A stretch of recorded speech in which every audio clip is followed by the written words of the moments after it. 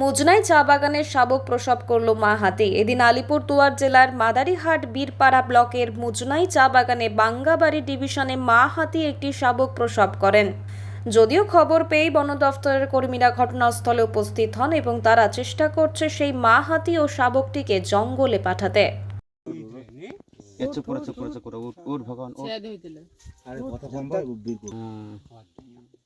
দেখলে এখন বাচ্চাকে দেখলে আমরা এখন বাচ্চাকে देह खड़ा ভগবান কয় এখন নাই ধীরে দিছাতে রাস্তায় যাবে আসলে আমাদের গাড়ি অনেক দূরে আছে রাস্তায় যাবে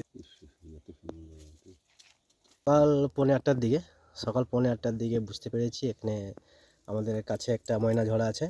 এই ময়না ঝড়াতে আজ বাচ্চা দিয়েছিল। তো এর সাথে আর দুটো হাতি ছিল। যখন উনি বাচ্চা দিয়েছেন তখন ছিল ওর দুটো হাতি। যখন ওখান থেকে এই জায়গাটা যখন আসছে তখন হচ্ছে একা হয়ে গেল, এখানে দুটো ছেড়ে দিয়ে চলে গেছে। আচ্ছা, কটা দিয়ে ঘটনাটা? এটা হচ্ছে পৌনে আটটা। বাচ্চাটা কোথায় দিয়েছে তার? ময়না ঝড়াতে বাচ্চা দিয়েছে পৌনে আটটার সময়। আর যখন হল্লা হয়েছে তখন হচ্ছে 9টা বাজে, 8:30 পৌনে 9টা। এই জায়গাটার নাম কি? এই জায়গাটার নাম হচ্ছে মুজনাই বাঙালি ডিভিশন, কয়লাভেটা ইয়ের নাম।